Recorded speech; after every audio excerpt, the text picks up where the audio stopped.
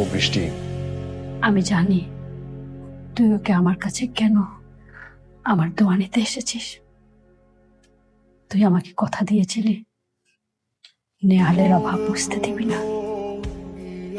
তুই বল, কোনো মা কি তার সন্তান হারানোর কষ্ট বলতে পারে? কিন্তু আপনাকে আমাদের মধ্যেই বেঁচে থাকতে হবে। আমিও তো আমার সবচেয়ে প্রিয় বন্ধুটার সঙ্গে বলতে যাচ্ছি।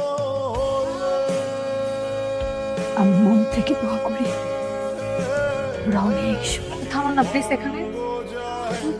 আপনি এটা কি করলেন? আপনি এটা কেন করলেন? বৃষ্টি, আমি কি করেছি? আমি আপনাকে বলতে পারবো না, আপনি এগুলো সহ্য করতে পারবেন না। আপনি আজকে আমাকে একটা কঠিন কঠিন সত্যের মুখোমুখি করিয়েছেন। আমি এগুলো বললে আপনি আমাকে আগের মতো ভালোবাসতে পারবেন।